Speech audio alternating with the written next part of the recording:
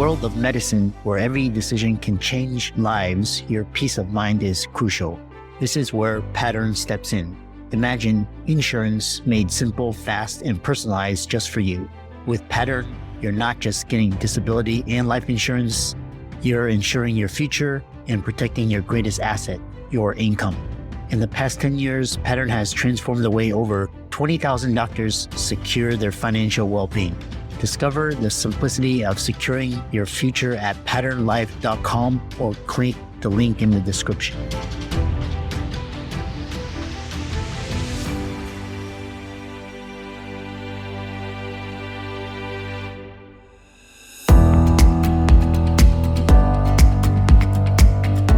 We work hard as physicians to take care of the health and well-being of our patients. But when it comes to our money, do we have the same condition of care? Probably not. Let's change that together. Welcome to the Financial Freedom for Physicians podcast, where we'll fight and advocate for your financial literacy. As always, I'm your host, Dr. Christopher Liu. Thanks for being here. Let's jump into the show.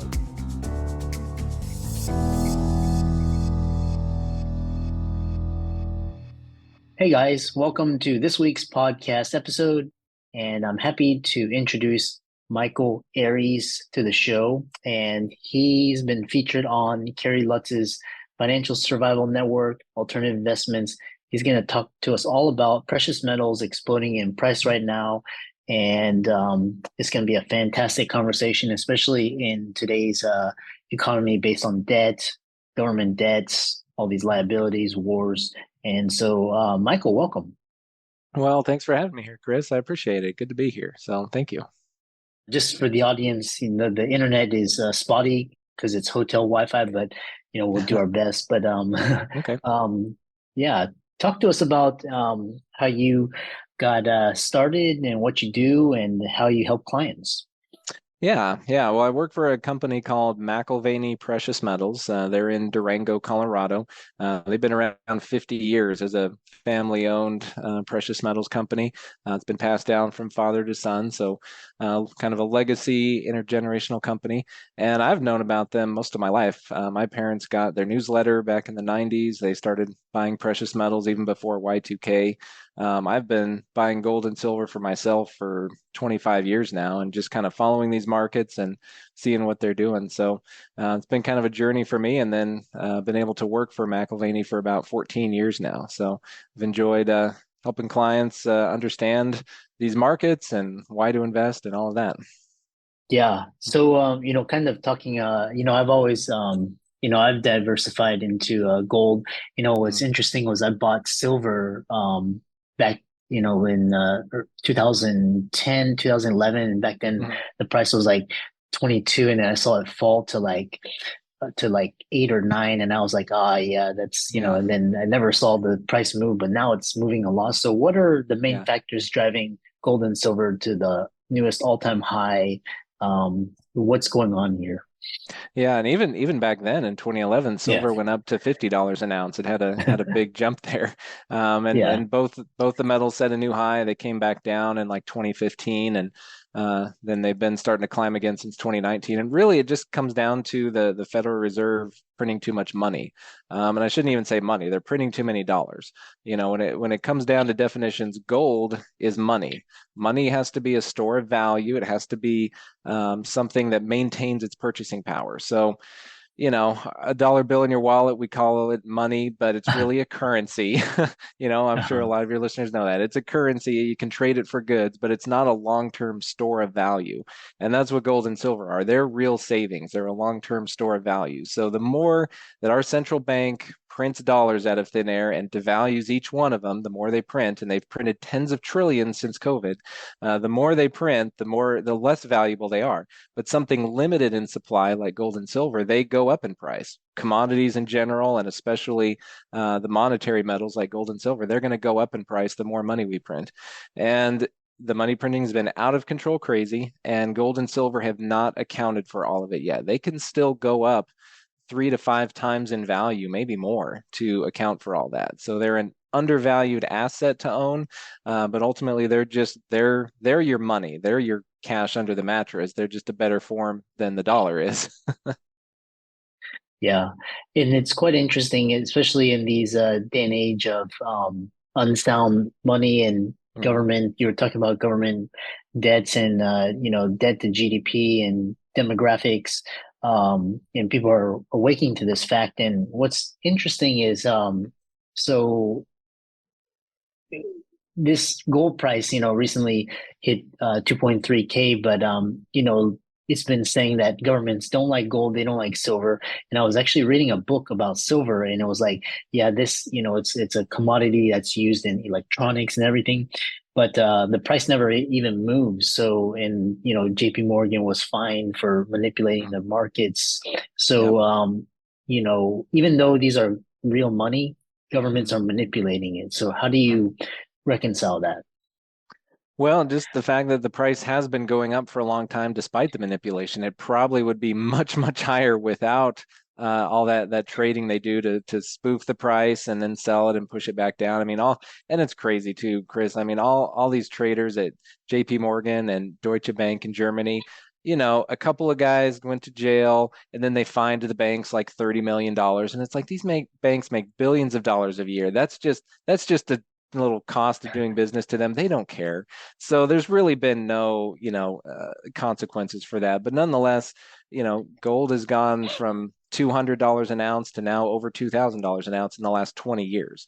Silver from $4 and now it's $30. So despite the market manipulation, they are going up over time with inflation and with the money printing. So, and when you say, the government doesn't like gold, it's interesting. They like gold. They like owning it. They just don't want us to own it. So central banks have been buying gold like crazy the last 10 years and hoarding it.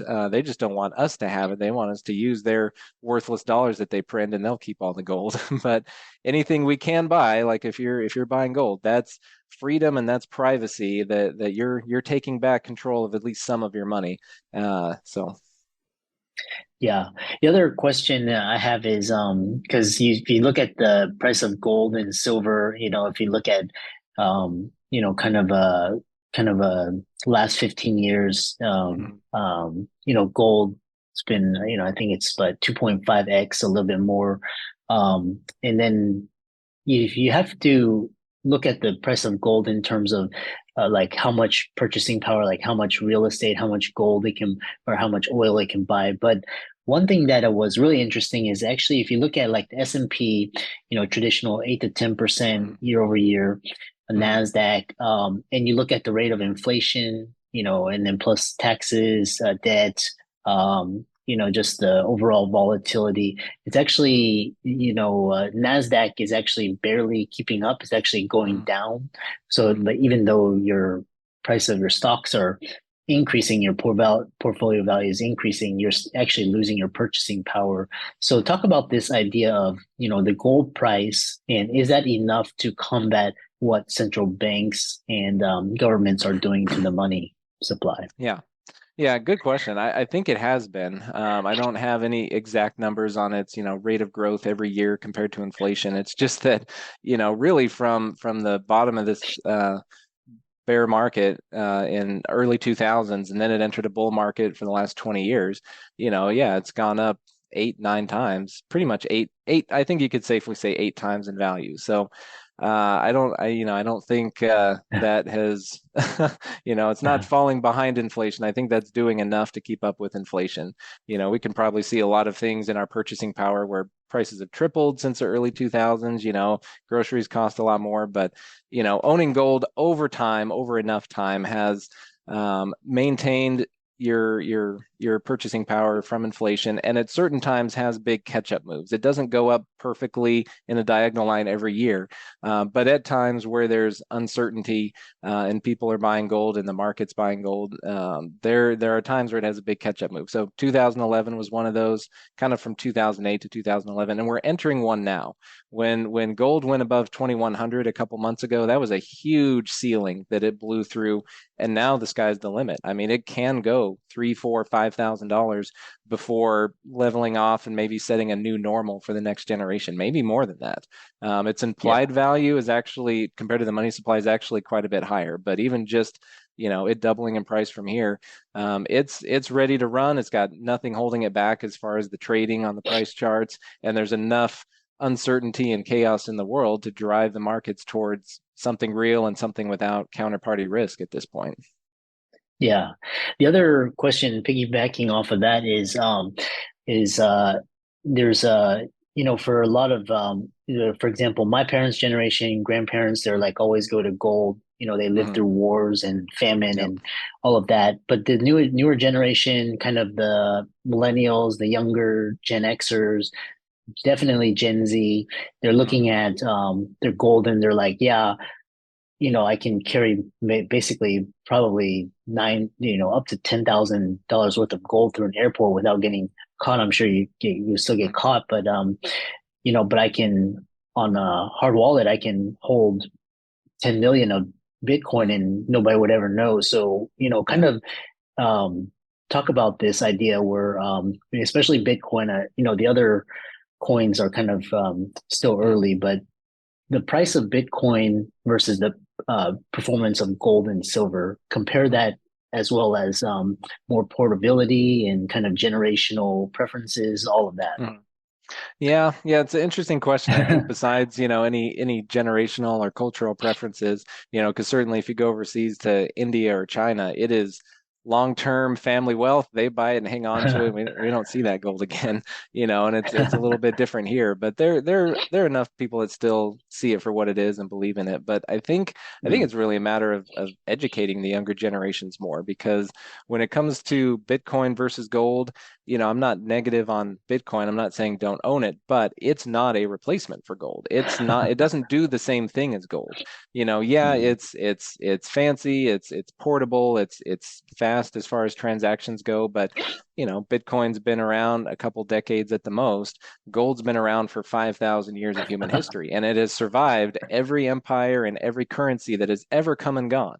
Roman Empire, Ottoman Empire, everything else. When they devalue their currency, people go back to gold, or whoever's making, actual gold coins that aren't, devalued with copper in them. Like humankind goes to gold for value and for money. And we've been doing that for 5,000 years. So that has a track record. And even in today's modern technological society and all the improvements we have, I mean, you can still have a power outage. You can still have a hurricane go across the East Coast and put everyone without power for weeks. That's still possible. And you can't do anything with your Bitcoin at that point. But, your gold and silver coins you have in your hand, that's real unencumbered money that you can trade with, you can barter with. So I'm not saying, dump your Bitcoin and buy gold, but I'm saying gold is not a replacement either, or Bitcoin is not a replacement either for gold. You still have both. Gold has tangible intrinsic value in and of itself that you can hold in your hand. That's something that you still want to have in this world. That's something that's still a part of diversifying your portfolio. Moving Bitcoin overseas, yeah, it happens in a second. Moving gold overseas, it's long and costly. But on the flip side, you can hold your gold in your hand. It's not a number on a computer screen, and you'll always have that. And Bitcoin, I mean, it has its vulnerabilities, and it's not tangible. It doesn't exist in our world at all. So there's uses for both and different advantages of both. Yeah. Sounds like, you can own both and kind of use one for a more stable storage of wealth, and another one's like faster and kind of more fancier and more portable. And yeah, because Bitcoin's an alternative currency. It's not money. It's not a store of value. It's an alternative currency to trade for stuff and buy stuff. It's been pretty volatile compared to gold. It's not a good store of value. And if it still goes to 100K and beyond from here, great. But it's something where you want to, use it as a, decentralized payment system, whereas gold is your long-term store of wealth. That is always going to be there. That's going to protect that value. So, you may have businesses or rental properties and income streams, but some part of your portfolio needs to be in that gold and silver position where it's like, the worst could happen, all the rest of that can go away, and that's still there and that still has value. And that's your long-term wealth protection. And right now it's undervalued. It's going to look like a growth asset for a few years too. Yeah. My next question is this idea of gold versus silver. And like for example, my parents, they're like, yeah, silver is worthless. I only go for the gold standard. I only buy gold. And then, but talk about how silver fits into your portfolio. Mhm. Yeah, well, silver is an interesting play. I'm glad you asked that question because yeah, there is that idea out there where it's just buy gold, and Yeah. silver, it's not looked on as favorably, but silver's a really interesting play. So we want to have both. We want to own precious metals. Within that, sometimes I'm going to be heavier in gold and sometimes heavier in silver. The reason is Mhm. silver is a smaller market. It's more volatile. It plays the same role as gold as being a precious metal and a store of wealth. So they'll go up at the same time for the same reasons in general. But silver will make bigger swings up and bigger swings down. So we can use that to our advantage. When both metals are going up and silver outperforms, great. Let's be heavier in silver and get that extra performance. And when they're both coming down, well, let's switch some to gold. Gold will hold up better. And, we wait for silver to bottom out and be a better buy again. But also, the way our company does it, we'll compound our ounces. We'll actually get free ounces of precious metals that way. So I don't know if you've ever seen that or heard that, Chris, but looking at the relationship between the two, we can plot it on a chart. We can see the high points and low points. And if we switch at one side or the other the right way, we're getting free ounces of one metal for the other. Whenever one outperforms, trade it for more ounces of the other one, and make sure we stay on the right side of that ratio, having more of one or the other, whichever is set to outperform next, whichever one is more undervalued. So it actually works really well over the years to have these big arbitrage trades and compound your ounces. So something that makes silver a little bit useful. We want to have both. But silver is an interesting play, and right now is one of those outperformance times where gold has already set a new high. Silver's got to almost double to set a new high, and it will do that. It'll make a big catch-up move and catch up to what gold has already done in relative terms, but it's a bigger percentage move for silver. So we're about to get a bunch of extra growth out of our silver. Then we can trade some of it and get free ounces of gold. So they're both useful as we look at the precious metal strategically and kind of take advantage of that dynamic play between the two. Yeah. And I love this idea how you explain the concept of ratio trading and this idea where at times when silver is undervalued compared to gold and you can buy more, and then when it outperforms you, trade that in based on the gold silver ratio. So kind of talk about this idea of how much should you allocate to gold, how much should be 50-50, should be 60-40. Talk about that. Yeah, that's a good question. So within your precious metals position, and that can be, whatever someone's comfortable with, if someone's like, oh, I'll put 5% into gold, I think that's too little. Like if you really want a safety net, if you really want a, insurance policy for your portfolio, 10% might be a bare minimum. I think right now, the way the world's going, 20 to 30% is not really a bad idea. It's a big exposure to physical metals, but having something real, having something that's poised to grow, I think is good. So whatever in that range, when someone wants say, I'm going to put this much into gold and silver, right now, I would put 2/3 into silver and 1/3 into gold. Whatever you purchase of metals, let's do 60 or 70% in silver and 30 or 40% in gold. Have that extra silver where it's now set to outperform. And by the time it sets a new high and silver goes over $50 an ounce, it'll be a much bigger percentage move than gold. It's already doing that. Gold's up 20 something percent since the low earlier this year. Silver's up 48% from its low point to its high point recently, just this year, the last couple months. So it's starting to outperform gold, and it's still got to do that for a ways. So let's do more than half of your metals position in silver, and then at the next ratio kind of trigger point, the next turning point, then let's say we move a 30 or silver into gold, get some extra free ounces of gold and start shifting and capture that over performance and some extra ounces, but still be balanced, still have some of both. Yeah.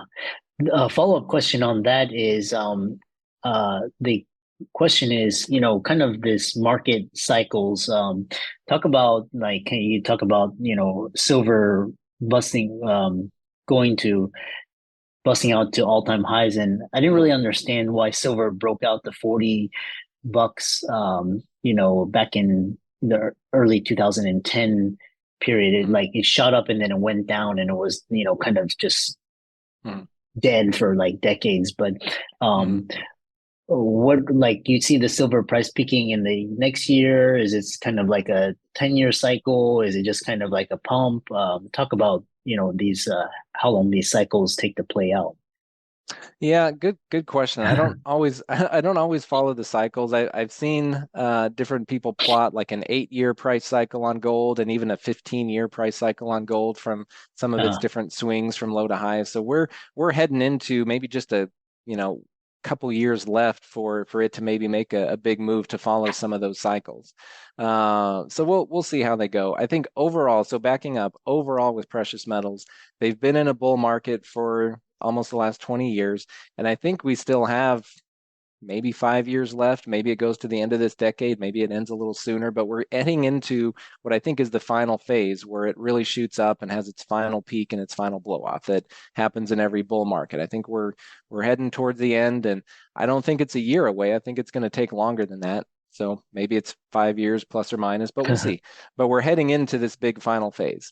yeah. And right now, silver's heading back up. So you had asked before, back in 2010, 2011, silver went way up. It had set a new high at $50 an ounce, or I guess reached its a previous high at $50 an ounce. And you know what happened? I remember this, Chris. May of 2011, the commodities exchange changed the rules, changed the margin requirements, and they forced a bunch of selling, a bunch of liquidation in silver contracts. And so it pushed the price down. It's not like people were lining up to get rid of their silver, but in the commodities exchange, where it's just paper, it's just futures contracts, they forced it down from 50 to almost 40 in like a week. And it was just pure market manipulation. It was just changing the rules. It wasn't people changing their minds about silver. It was the market regulators changing rules and forcing liquidations of Uh, silver futures contracts and pushing the price down. So they capped it. They didn't let it go beyond 50 last time. And, yeah. gold and silver came down after 2011, kind of bottomed out at the end of 2015.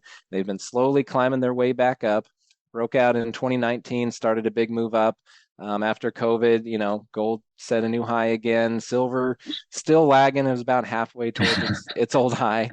And the last 3 years they've gone sideways on the price chart, kind of consolidated, and now breaking out again. So now gold's in brand new territory, never been this high before, and silver's starting to catch up to where it'll go past its old high of 50 and catch up to where gold is and be at a relative new high. So those are just kind of the market dynamics they're going through. I think the reasons are, again, the money printing from the Fed, the uncertainty in the world, the shift from financial assets to commodities until we have some kind of good outlook on the horizon and people are willing to take risk and invest in other things again.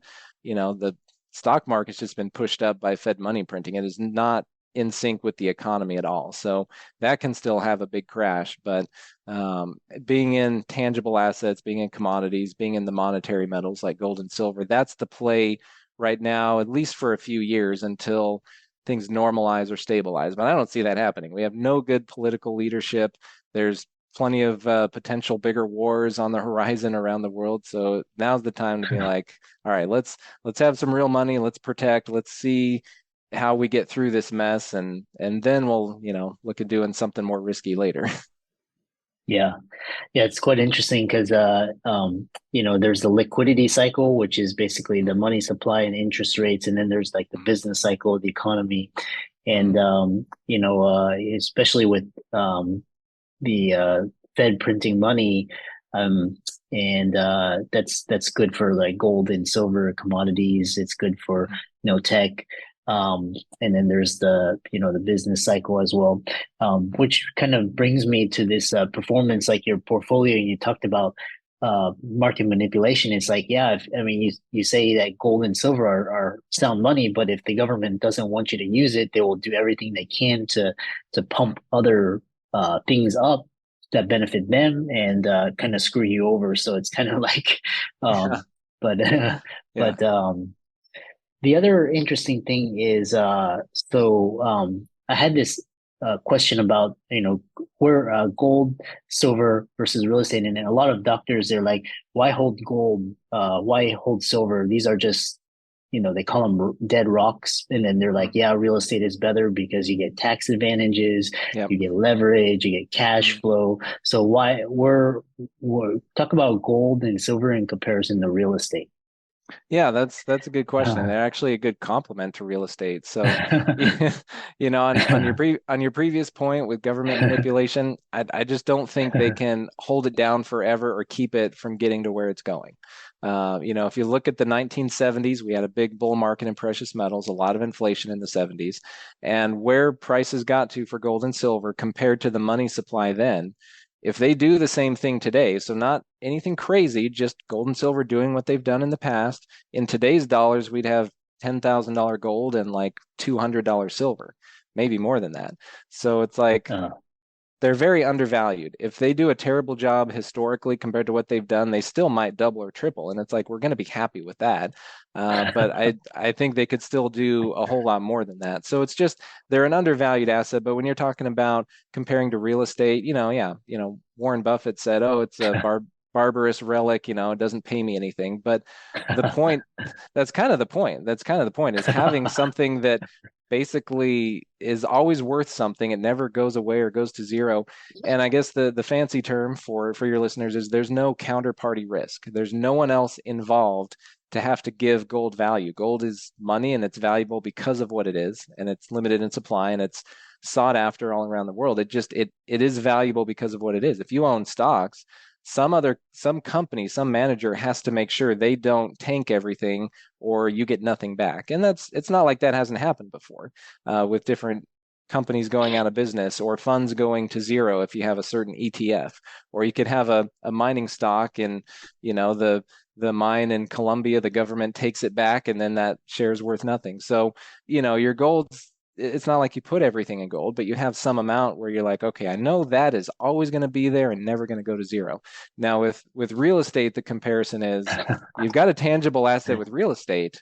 It's just that gold is two things that real estate's not. It's portable and it's liquid. So real estate gives you cash flow. And with yeah. gold, you can put it in your pocket and run away with it, and you can sell it instantly any day of the week. You can always go and get cash for it. Real estate, nowadays there's a lot of places, yeah, you get a contract the same day. Other times you might have something sitting on the market for 6 months and no one wants a buyer. So cash flow with real estate, portability and liquidity with gold, they're all tangible assets. It's something real that you can actually touch, not just a number on a computer screen. And they go Uh-huh. together. It's all part of diversifying your portfolio. hmm Yeah, which kind of it's all you're talking about all diversification. And then Mm, the other question is like when the wealthy when they flock to things, mm, it's a couple of things. It's gold, silver, it's real estate, it's fine art, and mm, it's jewelry like like Rolex watches. mm. So talk about gold and silver and compared to fine art and luxury jewelry Mm. as store of value. Yeah, more accessible and more liquid than those things. It can be diamonds too. The wealthy Yeah. might have diamonds as well. But really, what it comes down to is if you have gold or silver coins, they're very recognizable, very liquid. You don't have to like verify them or anything. If you have fine art, someone's going to have to appraise that and confirm, oh yeah, this is what it is. Jewelry has to be weighed and tested, and there's more value in the artwork and the craftsmanship that went into it than just the raw materials that are in it. So for the super rich and super wealthy, great, yeah, own tapestries, own diamonds, that's fine. They can afford to have an armored transport and have someone assay it and verify it. But for the common man, let's say like myself and yourself, gold and silver coins are easy, liquid, affordable, and they are what they are. You have a 1 ounce gold coin from a reputable mint. It is what it is. You can trade it as is. No one has to look at it and say, oh yeah, you're that, that's fine. Diamonds artwork, Yeah. you have to have someone look at it. So gold and silver are just the easy, every man's money to store your wealth in that way versus all those other things. Yeah. I know we're kind of coming to the end, and Mhm. like I said, I really love this idea. We're always talking about new ideas of Mhm. diversification, asset allocation, and protecting and preserving your wealth as well as growing it. And so, how do you get exposure to this? Say, do you buy the metal outright? Because I've heard, a lot of dealers are charging like 30, 40, 50% premiums on top of the spot price. Do you do the ETF? Do you do the miners? Talk about, which is the best way. Yeah, really good question, Chris. I'm glad you brought that up. main answer is call me. Call Michael and talk to me. Yeah, so what I recommend is just owning physical precious metals. So investment grade coins and bars. You actually want to own something you can touch. Mining shares and ETFs, that's a way to speculate on price, but you don't actually own specific metals that are assigned to you. So buying, bullion, coins and bars, that's your gold and silver that you really own.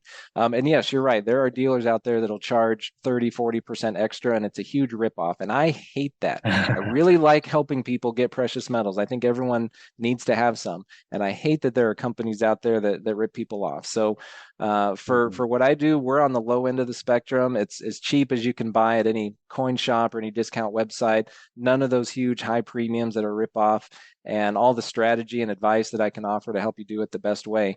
So yeah, own it physically. You can have it at home or have it stored at a depository, but it's your metals and you're the only one with a claim on it. No one else can do anything with that. That's the way to own gold and silver. Yeah. How can people contact you, learn more about you, get more educated, and, kind of get involved in this, especially during these troubling times?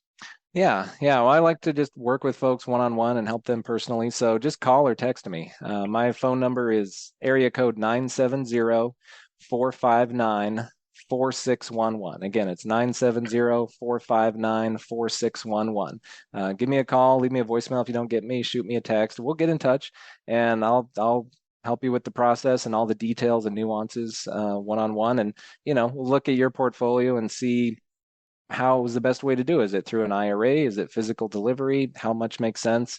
And just make sure it's the best fit. So. Yeah. I forgot to ask about, how you can actually own gold, and you can actually own it through, tax advantage accounts. Again, these require sound advice and guidance, but, these are just kind of ideas thrown out. So thanks so much for coming on to the podcast. And for all the audience, be sure to give Michael a like and follow on socials, reach out to him. And thanks so much for coming on. Yeah, well, thank you, Chris, for having me. This was great. I really appreciate it, and all the good questions. So thank you. Doctors dedicate their lives to caring for others. It's time someone took care of you. Visit patternlife.com to simplify your path to peace of mind. Patternlife.com, simplifying your insurance journey.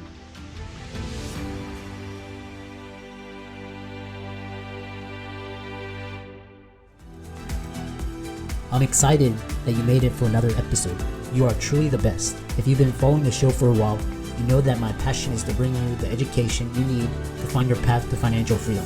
Please come back week after week for new content, new resources, and great guests. Until then, if you haven't already, please be sure to check out the website, www.drchrislewmdphd.com for more support. I'll see you next week.